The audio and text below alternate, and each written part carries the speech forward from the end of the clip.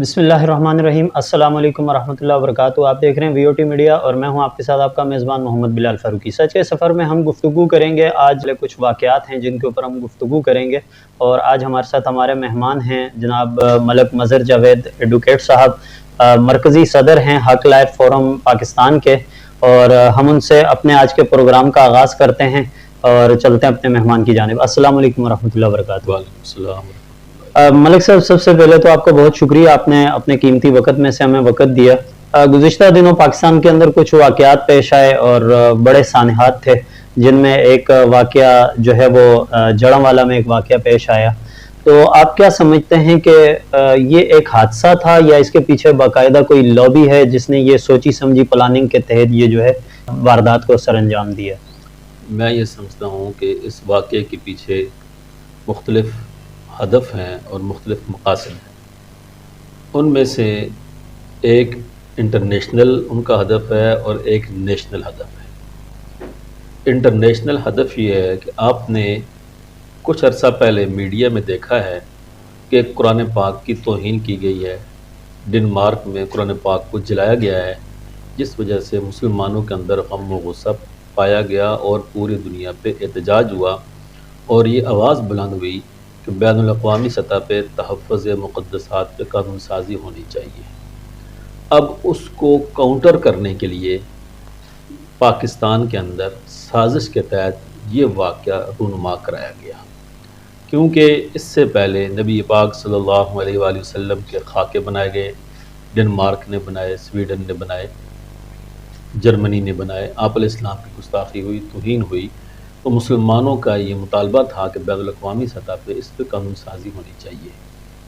अब एक तो इन्होंने उसे काउंटर करने के लिए ये पाकिस्तान के अंदर भी ऐसे वाक़यात हो रहे हैं। पाकिस्तान के अंदर चर्च पे हमला हो रहा है, पाकिस्तान को के अंदर बाइबल को जलाया जा रहा है। एक तो उसको काउंटर करने के लिए ये एक साजिश की गई है, ये सारा किया गया है। ये है इसका इंटरनेशनल काउंटर करने की साजिश की वजह। नंबर 2 कि जब इंटरनेशनल सतह पे कोई भी ऐसी तौहीन होती है तो अल्हम्दुलिल्लाह पाकिस्तान को और पाकिस्तान के मुसलमानों को ये एज़ाज़ हासिल है कि ये इसमें ईमानी जज्बात और एहतजाज में सबसे बढ़ के आगे कदम उठाते हैं। और जब अभी लास्ट टाइम कुरान पाक को जलाया गया तो हुकूमत पाकिस्तान ने UNO में करारदाद लाई इस हवाले से। तो अब पाकिस्तान को बदनाम करने के लिए हमारे पड़ोसी मुल्क ने, इंडिया ने साजिश की। उसने कुछ लोग मैनेज करके उसने वहाँ पे क्रिश्चियन के चर्च पे हमला कराया और उनकी आबादियाँ जलाईं, इश्तिहाल दिलाया, हालात ख़राब किए, इंतशार फैलाया, ताकि इंटरनेशनल सतह पे पाकिस्तान को बदनाम करें कि पाकिस्तान के अंदर चर्च महफूज नहीं है, पाकिस्तान के अंदर अक़लियत जितने भी हैं महफूज नहीं हैं, क्रिश्चियन महफूज नहीं हैं, उनकी किताबें महफूज नहीं हैं। तो ये पाकिस्तान को बदनाम करने के लिए, पाकिस्तान में अफरा तफरी फैलाने के लिए, इंतशार फैलाने के लिए, हालात ख़राब करने के लिए ये इंडिया ने इसमें साजिश की है। मैं ये समझता हूँ कि पाकिस्तान का कोई मुसलमान भी ऐसा नहीं है जो चर्च पे अटैक कर सके। कोई मुसलमान ऐसा नहीं है जो तौरात, इंजील, ज़बूर को जलाए, उसको आग लगाए, क्योंकि मुसलमानों ने कुरान पाक में ये पढ़ा हुआ है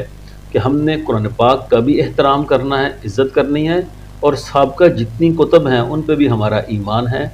उनका एहतराम, उनकी हुर्मत का तहफ़्फ़ुज़ सब मुसलमान करते हैं। कोई पाकिस्तानी, कोई मुसलमान ये सोच भी नहीं सकता, कर भी नहीं सकता। ये सारी की सारी साजिश है इस्लाम को बदनाम करने के लिए, पाकिस्तान को बदनाम करने के लिए। जैसा कि आपने इसके ऊपर एक बात की कि ये एक इंटरनेशनल साजिश भी है और हमारे पड़ोस में भी हमारे खिलाफ साजिश हुई। यकीनन ये बात किसी से ढकी छुपी नहीं है कि हमारा जो मुसलमानों का ईमान है वो यकीनन आमनतु बिल्लाहि व मलाइकतिही व कुतुबिही व रसूली, यानी कि तमाम किताबें हमारे लिए काबिल इज़्ज़त और एहतराम है, तमाम अंबिया रसूल हमारे लिए इज़्ज़त और एहतराम है। यकीनन मुसलमान ऐसा नहीं कर सकते। लेकिन एक सवाल ये पैदा होता है कि ये मुल्क के अंदर आपने बात की कि इंटरनेशनली साजिश हुई है, तो इस तरह के वाक़यात को रोकथाम कैसे इनकी की जा सकती है? एक तो ये बात है। दूसरा ये है کہ ہمارے ہاں یہ جو سچویشن جب اس طرح کے معاملات ہوتے ہیں تو عوام جو قانون کو ہاتھ میں لے لیتی ہے، تو اس کی وجہ کیا ہے؟ اس کے اندر اب دو ایلیمنٹس ہیں، دو طرف ذمہ داریاں ہیں۔ ایک طرف تو ذمہ داری ہے ہمارے اہل پاکستان کی، عوام کی، کہ اگر کوئی ایسا واقعہ رونما ہو جائے، اب یہ جو جڑ والا واقعہ ہے اس میں کچھ کاغذ کے پرزوں پہ توہین امیز الفاظ تحریر کر کے وہاں پھینکے گئے، بالکل جب کوئی ایسا واقعہ ہو جائے تو ہماری عوام کی ذمہ داری ہے کہ وہ فی الفور اشتعال میں نہ آئیں، فی الفور جذبات میں نہ آئیں، اس کی تحقیق کریں کہ یہ کیا واقعہ ہے کیا نہیں ہے، اس کے بعد اس کا ریئیکشن شو کریں۔ اچھا، آپ کو یہ نہیں لگتا کہ ہمارے یہاں جو قانون کو ہاتھ میں لیا جاتا ہے اس کی ایک وجہ ایسی نہیں ہے کہ ماضی کے اگر ہم اپنے ریکارڈ کو دیکھ لیں ملک کے اندر، تو جو لوگ توہین مذہب میں ملوث ہوتے ہیں ان کو باقاعدہ طور پر پروٹوکول دیا جاتا ہے۔ آپ آصف رضا علوی کی مثال لے لیں، اسی طرح جو ہے آسیہ ملونہ کی مثال لے لیں، اور بھی بہت ساری ایسی مثالیں ہیں کہ جو لوگ اس قسم کے واقعات میں ملوث ہوتے ہیں ان کو باقاعدہ پروٹوکول کے ساتھ جو ہے وہ باہر فرار کروا دیا جاتا ہے۔ کہیں یہ وجہ بھی تو نہیں ہے کہ ہمارے ملک کے لوگ خود قانون کو ہاتھ میں لے لیتے ہیں؟ اس میں عرض کر رہا تھا تو آپ نے بیچ میں انٹرپٹ کیا۔ میں نے پہلی ذمہ داری تو بتائی تھی عوام کی، عوام کو باشعور ہونا چاہیے، عوام کو جذبات سے نہیں سوچ سے سمجھ سے کام لینا چاہیے۔ دنیا بہت آگے جا چکی ہے، اس سے اسلام بھی بدنام ہوتا ہے، پاکستان بھی بدنام ہوتا ہے۔ دوسرا ایلیمنٹ یہ ہے کہ ہماری انتظامیہ، ہماری پولیس، ہمارے ادارے، ان کو اپنی ذمہ داری ادا کرنی چاہیے۔ پولیس اپنی ذمہ داری ادا کرے، اگر ایسا واقعہ ہو تو فی الفور اس کو کنٹرول کرے، اور ایسے ہی ہمارے وہ ادارے جو پاکستان کا تحفظ کر رہے ہیں ان کی ذمہ داری اس میں اور زیادہ بڑھ جاتی ہے کہ غیر ملکی ایجنٹ پاکستان میں انٹر ہو کے ایسی سازشیں کرتے ہیں جو پاکستان اور اسلام کے خلاف سازش ہے۔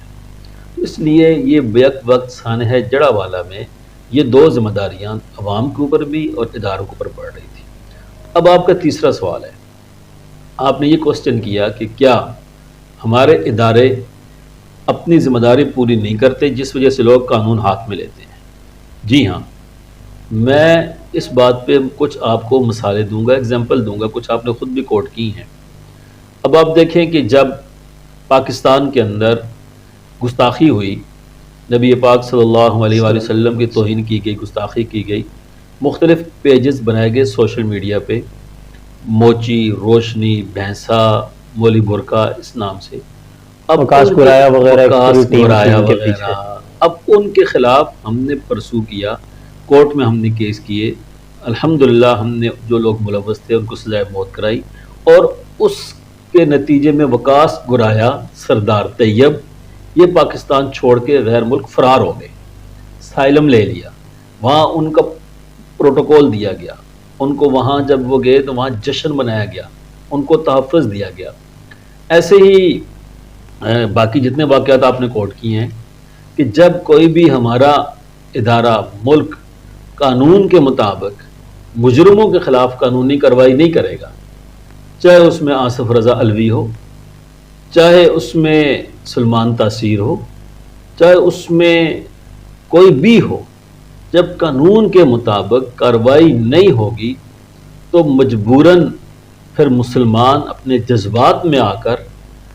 ایمانی غیرت کے تحت وہ اس قانون کو ہاتھ میں لیں گے، کیونکہ سب سے پہلے ایمان ہے مسلمانوں کا۔ اب اگر اس وقت دیکھیں کہ پاکستان کے قانون میں سزا کا اضافہ ہوا، قانون پہلے سے موجود ہے، 298A تحفظ ناموس صحابہ اہل بیت عظام بل جو آیا، اب یہ قانون پہلے سے موجود ہے، آج نہیں بنا، 1984 میں، 1984 میں یہ بنا، اس میں سزا 3 سال تھی۔ جب دیکھا کہ یہ سزا گستاخیوں کو روک نہیں رہی، گستاخوں کو اس سے کنٹرول نہیں ہو رہے، تو پھر اس سزا میں اضافہ کیا گیا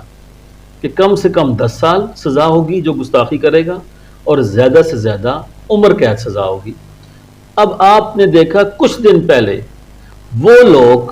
جو اس قانون کی زد میں آ رہے تھے، اب دیکھیں جب چور کے خلاف کوئی قانون بنے گا تو چور کو تکلیف ہوگی، डाकू को तकलीफ होगी, कातिल को तकलीफ होगी कि उसके खिलाफ कत्ल का कानून क्यों है। अब गुस्ताख सहाबा को इससे तकलीफ हुई, भाई हमारे खिलाफ ये कानून क्यों बन गया। वो सारे इकट्ठे हो गए, उन्होंने इस्लामाबाद के अंदर एक बहुत बड़ा इकट्ठ किया और उन्होंने इस मुल्क को थ्रेट किया, धमकी दी, इदारों को धमकियां दी और इस कानून के खिलाफ उन्होंने ऐसे जबान इस्तेमाल की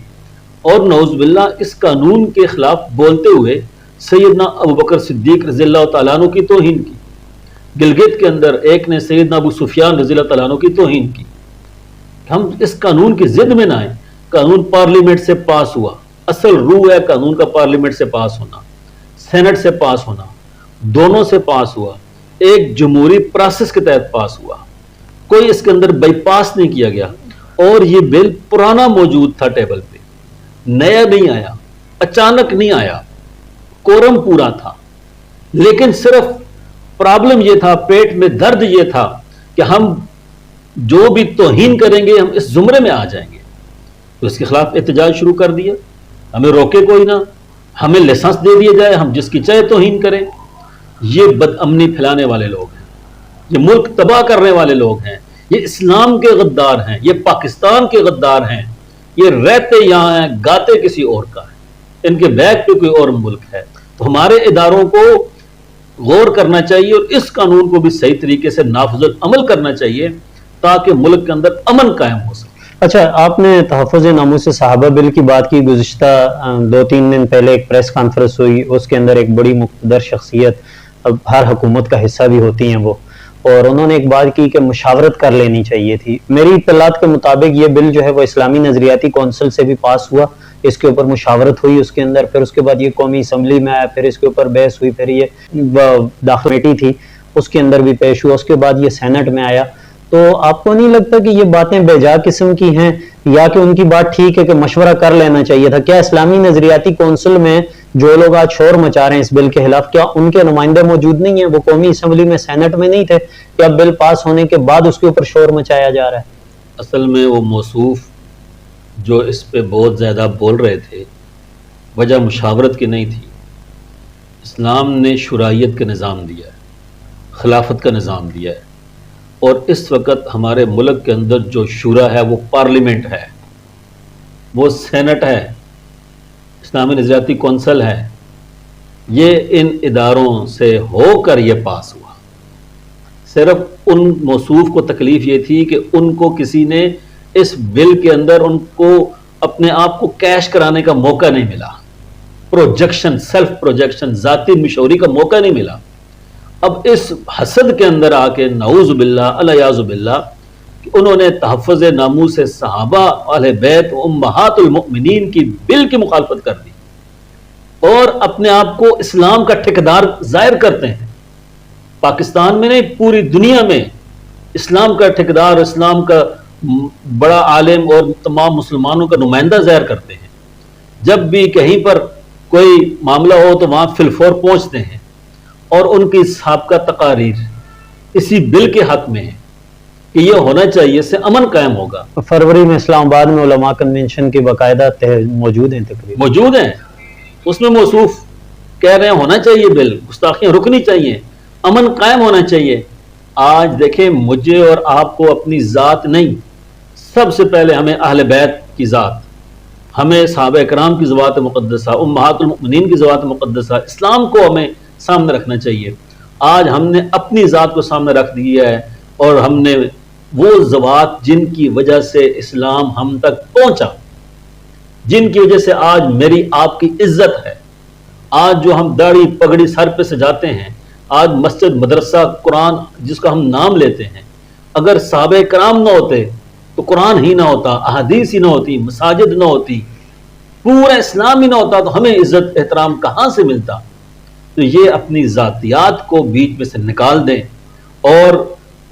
इस्लाम के लिए खड़े हो जाएं। असल इस्लाम ये है, नहीं तो अवाम के भी मुजरम है ऐसे लोग, अल्लाह रब्बुल आलमीन के भी मुजरम है, सहाबा किराम के भी मुजरम है, अहले बैत निज़ाम के भी मुजरम है, और ये दुनिया में सबके सामने इबरत का निशान बनेंगे। अब देखो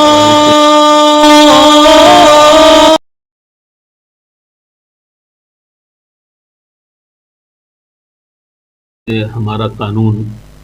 سیکشن 295A وہ ہمیں روکتا ہے کہ اگر آپ کسی اور کی مقدس شخصیات کی توہین کریں گے تو آپ کے خلاف 295A کا دفعہ لگے گا، جس کی سزا 10 سال۔ اس لیے یہ قانون بنایا گیا تاکہ تمام کے جذبات مجروح ہوں۔ اچھا، اس سے ایک بات تو سمجھ میں آ گئی کہ ملک کے اندر جو یہ قوانین بنائے گئے ہیں یا ان کے اندر ترمیم ہو رہی ہیں، ایسا نہیں ہے کہ یہ کسی ایک طبقے کی جانب سے کسی طبقے کو دبانے کے لیے ہو، بلکہ حقیقت یہ ہے کہ اس طرح کے قوانین تمام جو اقلیتیں ہیں یا اکثریت ہے ملک کی، ان سب کو جو ہے وہ تحفظ فراہم کرنا ہے۔ جی، حقیقت یہی ہے، جب بھی کوئی قانون بنایا جاتا ہے تو اس میں ایک طبقے کا تحفظ نہیں ہوتا، اس میں پورے پاکستان کے باسیوں کا تحفظ ہوتا ہے، تمام مکاتب فکر، تمام مذاہب کا تحفظ ہوتا ہے، اکثریت کا بھی تحفظ ہوتا ہے، اقلیت کا بھی تحفظ ہوتا ہے۔ کسی قانون کے اندر یہ نہیں لکھا ہوا کہ اقلیت نے یہ کیا تو یہ سزا ہے، اکثریت نے کیا تو سزا ہے، مسلمانوں نے کیا تو سزا نہیں ہے، ہندوؤں نے کیا تو سزا ہے، عیسائیوں کے لیے سزا ہے، قادیانیوں کے لیے سزا ہے، یہ نہیں لکھا ہوا، قوانین جرنل ہے، ٹھیک ہے۔ ہاں یہ ہے کہ قادیانیوں کے لیے ایسے قوانین موجود ہیں کیونکہ وہ آج تک آئین کے غدار ہیں، وہ آئین کو نہیں مانتے، لیکن ادروائز سارے قوانین وہ سب کے تحفظ کے لیے بنائے گئے ہیں، کسی ایک گروپ کو، ایک مسلک کو اور ایک مذہب کو تحفظ نہیں دیا جا رہا۔ ٹھیک، اچھا، ہم نے مختلف واقعات کے اوپر بات کی، اسی طرح گزشتہ دنوں جو ہے وہ ایک اسلام آباد کے ایک جج ہیں، ان کی جو زوجہ تھی، انہوں نے ایک بچی کے ساتھ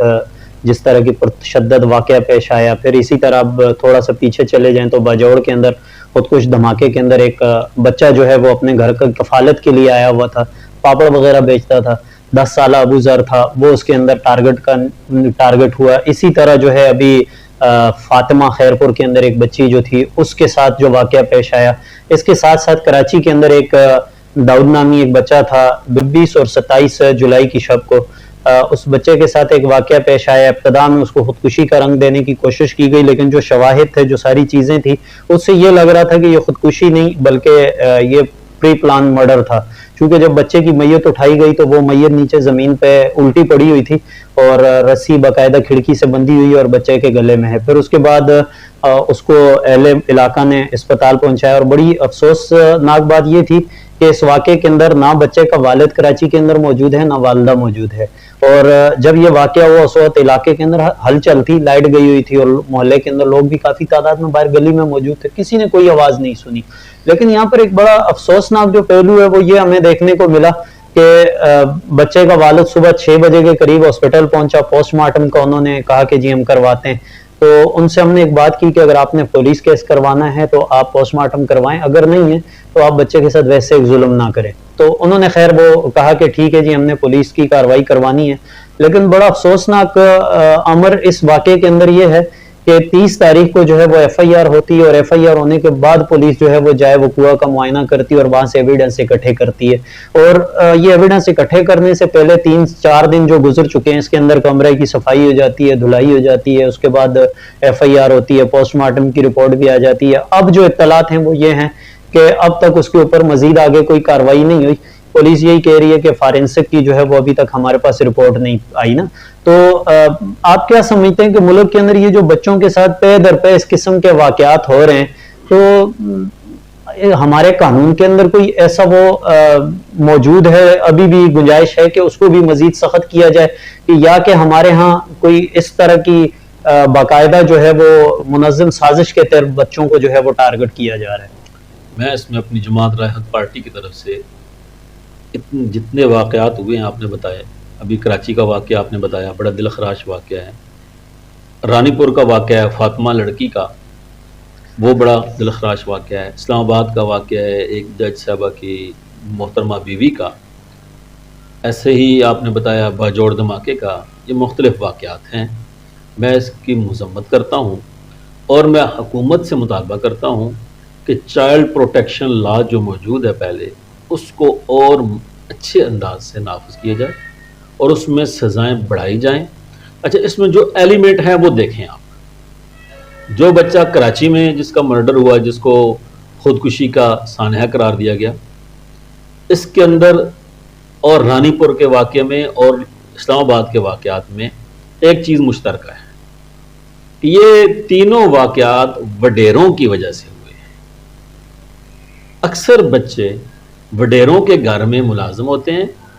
اور وہ وڈیرے یا ان کی بیویاں ان بچوں کے ساتھ ظلم اور زیادتی کرتی ہیں اور ان کو تشدد کا نشانہ بناتی ہیں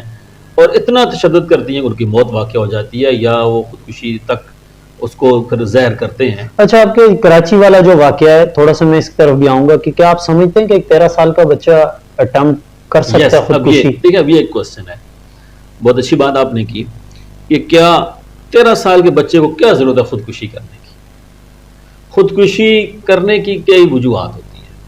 مثلاً ایک آدمی ہے، شادی شدہ ہے، مہنگائی کا دور ہے، اخراجات سے تنگ ہے، معیشت سے تنگ ہے، خودکشی کی ہے، سمجھ میں آتی ہے۔ قرضہ ہے، خودکشی کی سمجھ آتی ہے۔ یا ایک نوجوان ہے، اس نے شادی کہیں کرنی ہے، شادی وہاں سے نہیں ہوئی، لڑکی نہیں مانی، گھر والوں نے رشتہ نہیں لیا، انہوں نے نہیں دیا، خودکشی کی سمجھ آتی ہے۔ 12-13 سال بچہ کبھی خودکشی نہیں کر سکتا۔ یہ واقعہ آج تک کہیں بھی ہمیں نہیں ملا کہ ایسے بچے نے خودکشی کی۔ یہ خودکشی نہیں ہے، یہ مرڈر ہے، یہ قتل ہے۔ ایسی رانی پور کا جو واقعہ ہے اس کی میں مذمت کرتا ہوں، فاطمہ کا، وہاں کا وڈیرا ہے،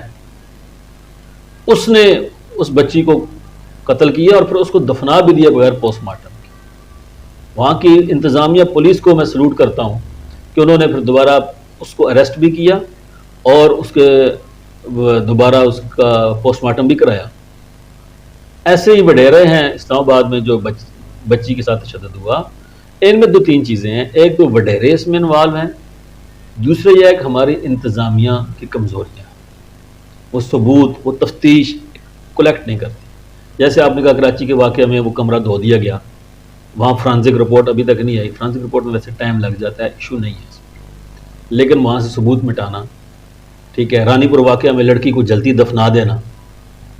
یہ چیزیں جو ہیں یہ ہماری تفتیش، ہماری پولیس کی کمزوری ہے۔ ان کو ان معاملات، ایسے ہی جو لاہور والا اسلام آباد والا واقعہ ہے، اب وہ شروع میں تو وہ جج صاحبہ کی بیوی بچ گئی، پھر دیکھیں وہ بعد میں پھر وہ اریسٹ ہوئی۔ تو اس میں چائلڈ پروٹیکشن ایکٹ میں سزاؤں میں اضافہ ہو اور قوانین شامل ہوں، اور اس میں جو NGOs ہیں ہم ان سے بڑا کردار الحمدللہ ادا کر رہے ہیں اس میں کہ بھائی یہ بچے ہمارے ہیں، ان کا تحفظ ہم نے کرنا ہے، ٹھیک ہے، تو اس حوالے سے حکومت کو کرنا چاہیے۔ اچھا، آپ کیا سمجھتے ہیں کہ ہمارے ہاں جو عموماً ایسے واقعات کے بعد جو پولیس کی جانب سے ایک جواب دیا جاتا ہے عموماً کہ جی جو مدعی ہیں انہوں نے ابھی تک FIR نہیں کروائی اور انہوں نے ابھی تک قانونی کارروائی نہیں کروائی، تو کیا اس طرح کے واقعات ہمارے ملک میں سینکڑوں کی تعداد میں ہیں کہ باپ نے بیٹے کو قتل کر دیا، اب وہ ہے تو مدعی ہے، اب وہ کیس نہیں کرنا چاہتا، تو کیا اس بچے کو انصاف نہیں ملنا چاہیے؟ بیٹے نے باپ کو قتل کر دیا، اب باپ کے ساتھ تو ظلم ہوا، بیٹا مدعی ہے، وہ کیس نہیں کرنا چاہ رہا، تو اس کے خلاف ریاست کی ذمہ داریاں پھر کہاں رہ جاتی ہیں؟ یہ بھی بہت اچھا سوال ہے آپ کا۔ قانونی طور پہ ایسے جو جرائم ہیں ان میں 2 مدعی بن سکتے ہیں، پرائیویٹ آدمی بھی مدعی بن سکتی ہے اور ریاست بھی مدعی بن سکتی ہے، پولیس بھی اس میں مدعی بن سکتی ہے، کیونکہ یہ قتل و قتال ریاست کے اندر بدامنی کا ذریعہ ہے، انتشار کا ذریعہ ہے۔ تو اس میں جہاں پر اگر کوئی والدین نہیں بنے یا کوئی رشتہ دار نہیں بنے یا وہ لیٹ ہو گئے یا FIR لیٹ ہو گئی، تو اس کا مطلب یہ نہیں ہے کارروائی نہ کی جائے۔ وہاں پر ریاست کو، وہاں پہ پولیس کو، وہاں پہ SHO کو، تفتیشی کو، متعلقہ ادارے کو، تھانے کو مدعی بن کے FIR کرانی چاہیے، اور جو ریکوائرمنٹ ہیں اس مقدمے کی وہ ساری 100% جلد از جلد پوری کرنی چاہیے تاکہ مجرم کو قانون کے مطابق سزا دی جا سکے۔ اچھا، ہم پروگرام کو اختتام کرتے ہیں، ایک چھوٹا سا آپ سے قانونی وہ پوچھنا تھا کہ جس طرح ہمارے ہاں تھانہ کلچر ہے، عموماً لوگ تھانے جانے سے گھبراتے ہیں، پھر وہاں جاؤ تو بہت سارے واقعات میں ایسا ہوتا ہے کہ جو متعلقہ تھانہ ہوتا ہے وہ FIR نہیں کرتا، تو اس طرح کے واقعات میں جو لوگ اس قسم کی سچویشن کا سامنا کرتے ہیں تو ان کا طریقہ کار کیا ہے جو ہمارے قوانین کے اندر ہے، تاکہ ہماری اس ویڈیو کے توسط سے ان لوگوں تک وہ پیغام پہنچے کہ اگر آپ کی بروقت FIR نہیں ہو رہی تو آپ متبادل کیا راستہ اختیار کریں؟ یہ بھی بہت اچھا سوال ہے آپ کا، اور ماشاءاللہ آپ کے میڈیا کو میں اپریشیٹ کرتا ہوں کہ آپ عوام کی فلاح و بہبود کے لیے اور ایک اچھے کوسچن آپ کرتے ہیں اور رائے حق پارٹی جو ہے وہ اس میں لوگوں کو، اور میں ان کا ایک لیگل قانونی مرکزی قانونی مشیر ہوتے ہوئے میں لوگوں کو یہ رہنمائی دینا چاہتا ہوں کہ اگر آپ کے ہاں کوئی جرم ہوا، آپ کے ساتھ کوئی زیادتی ہوئی، آپ کے بچوں کے ساتھ، آپ کے ساتھ کسی طرح کی بھی قانونی زیادتی ہوئی، تو آپ فی الفور سب سے پہلے جا کر تھانے میں درخواست دیں، اس پہ ایف آئی آر کرائیں، اور اس میں 2 گواہ ہونے چاہیے جو ضروری ہیں، اور ایف آئی آر کرانے میں، درخواست دینے میں تاخیر نہ کریں، ڈیلے نہ ہو، ایف آئی آر کرائیں۔ اگر ایف آئی آر پولیس نہیں کرتی تو ایک کاپی آپ کے پاس ہونی چاہیے، اس کے ذریعے پھر آپ عدالت میں جا کر سیکشن 22A CRPC ضابطۂ فوجداری کے تحت سیشن جج کے پاس بذریعہ وکیل درخواست دیں کہ بھائی یہ ایف آئی آر نہیں ہو رہی، عدالت آرڈر کرے گی، اس پہ ایف آئی آر ہوگی۔ اسی پہ آپ کو ایک اور میں قیمتی بات بتاؤں، اگر کسی کا کوئی بھائی، کوئی عزیز، کوئی رشتہ دار غائب ہو جاتا ہے، اسے کوئی اغوا کرتا ہے، کوئی مسنگ پرسن میں چلا جاتا ہے، کچھ بھی ہوتا ہے، وہ بھی یہی پروسیس کریں، گھر میں دب کے، چھپ کے، ڈر کے، پریشر میں آ کے بیٹھ نہ جائیں۔ قانونی کارروائی ان کا حق ہے، ہمارے آئین کے مطابق ہے، وہ بھی تھانے میں درخواست دیں، تھانے میں اگر کارروائی نہیں ہوتی سیشن جج کے پاس جا کے 22A ضابطہ فوجداری کے تحت کارروائی کرائیں، نہیں ہوتی تو ہائی کورٹ میں ریٹ پٹیشن فائل کریں تاکہ آئندہ آپ کا بھائی، آپ کا بچہ محفوظ ہو سکے۔ تو ہر مسلمان یہ کارروائی اس طریقے سے اپنا قانونی حق لے سکتا ہے جو ہمیں قانون اور آئین نے بحیثیت پاکستان کے باشندے دیا ہوا ہے۔ چونکہ آج ہمارے ساتھ ملک مظہر جاوید ایڈوکیٹ صاحب موجود ہیں، تو ہم چاہ رہے ہیں کہ کیوں نہ تھوڑی سی طویل صحیح گفتگو لیکن کچھ اچھی اور کام کی باتیں ہو جائیں۔ تو ملک صاحب، ہمارے ہاں جو عدالتی خلا کا ملک کے اندر ایک کانسیپٹ ہے، تو عموماً ایسا ہوتا ہے کہ خاتون جو ہے وہ خلا کے لیے درخواست دیتی ہے جج کو، اس کے بعد عدالت کی جانب سے سمن وغیرہ بھی جاتے ہیں، لیکن جو شوہر ہے وہ یا تو عدالت میں پیش نہیں ہوتا یا اس تک جو ہے عدالت کا پیغام پہنچتا ہی نہیں ہے۔ تو اس صورت میں جو عدالت خلا دیتی ہے، کیا وہ خلا شرعاً اور قانوناً وہ ہو جاتی ہے یا نہیں ہوتی؟ اور اس کے ساتھ ساتھ ایک چیز اور ہے کہ ایک شخص ہے وہ منشیات کا عادی ہے یا وہ اس قسم کی غلط سوسائٹی کے اندر ملوث پایا جاتا ہے کہ اب وہ عورت اس کے ساتھ اس کا رہنا بہت زیادہ مشکل ہے، تو وہ کورٹ کے اندر خلا کی درخواست دیتی ہے۔ تو ان دونوں صورتوں میں کیا ہمارا شرعی اور قانونی جو طریقہ کار ہے وہ کیا ہے؟ آج میں آپ کو بتاؤں گا کہ خلا کی شرعی حیثیت کیا ہے اور ہماری عدالتوں کا طریقہ کار کیا ہے، اور اس میں کہاں پر نقص ہے اور کہاں پہ اس کو صحیح کرنے کی ضرورت ہے۔ دیکھیں، بات یہ ہے کہ سب سے پہلے یہ بات کلیئر کر لیں کہ کسی عدالت کو خلا دینے کا اختیار نہیں ہے شریعت کے مطابق۔ اچھا، ایک چیز تھوڑی سی اور وہ کلیئر کر دیں، ایک خلا ہوتی ہے اور ایک تنسیخ نکاح ہوتا ہے، یہ دونوں ایک چیز کہلاتی ہیں یا دونوں الگ ہیں؟ خلا کا اختیار کسی جج کو نہیں ہے، خلا ایک طلاق کی قسم ہے کہ خاوند انکار کرے، میں خلا نہیں دیتا، خاوند کے میں اخراجات برداشت کروں گا، خلا نہیں دیتا، خاوند کہے کہ میں مارتا نہیں ہوں، خلا نہیں دیتا،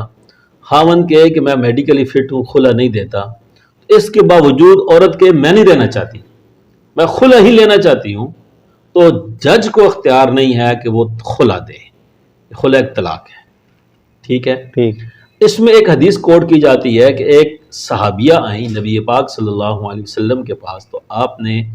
ان صحابی کو بلایا اور فرمایا کہ آپ ان کو خلا دے دیں، یہ دلیل کے طور پہ لی جاتی ہے بات۔ وہ اس صحابیہ نے کہا کہ میں زر خلا میں باغ واپس کرتی ہوں، تو اس صحابی نے ان کو خلا دے دیا۔ اب یہ دیکھیں کہ آپ علیہ السلام نے خود خلا نہیں دیا، بحیثیت جج آپ نے فیصلہ نہیں کیا، صحابی کو کہا کہ آپ دے دیں، ٹھیک ہے، خود نہیں دیا۔ تو بغیر کسی وجہ کے اگر عورت خلا لیتی ہے اور خاوند کو نوٹس بھی نہیں پہنچتا، بعض دفعہ نوٹس نہیں پہنچنے دیتے، نوٹس غلط پتے پہ بھیج دیے جاتے ہیں، بعض دفعہ خاوند بیرون ملک ہوتے ہیں، ان کو معلوم نہیں ہوتا اور ایسے ہی پیچھے خلا ہو جاتا ہے۔ تو یہ جتنے بھی ایسے خلا ہیں، یہ شریعت میں تمام مسالک کے نزدیک یہ جائز نہیں ہے، درست نہیں ہے۔ اچھا، اگلا سوال، تنسیخ نکاح۔ تنسیخ نکاح کا اختیار ہے جج کو۔ اب وہ کس پہ ہے؟ تنسیخ نکاح کی کچھ بنیادیں ہیں، کچھ گراؤنڈ ہیں، وہ یہ ہیں کہ بھائی اگر خامند بیوی کو خرچہ نہ دے رہا ہو، اس بنیاد پہ وہ تنسیخ نکاح کر سکتی ہے عدالت. خامند تشدد کرتا ہو، اس بنیاد پہ تنسیخ نکاح کر سکتی ہے عدالت. خامند میڈیکلی انفٹ ہو، اس کے حقوق زوجیت ادا نہ کر سکتا ہو، اس پہ عدالت تنسیخ نکاح کر سکتی ہے. خامند منٹلی طور پہ انفٹ ہو، پاگل ہو، دماغ کام نہ کرتا ہو، یا اتنا زیادہ نشئی ہو کہ وہ نشہ اتنا کرتا ہو، تمام حقوق نہ ادا کرتا ہو، ان بنیادوں پہ تنسیخ نکاح کر سکتی ہے عدالت. لیکن ان پہ ایشو فریم کیے جاتے ہیں، اس پہ شہادت ہوتی ہے، اس پہ ایویڈنس لائی جاتی ہے. تو ہمارے وکلاء بھی ماشاءاللہ اس طرف نہیں جاتے، ہمارے ججز بھی اس طرف کوئی نہیں جاتے. ظاہر وکیل دعوی دائر نہیں کریں گے، جج کیا کریں گے؟ نہیں جاتے.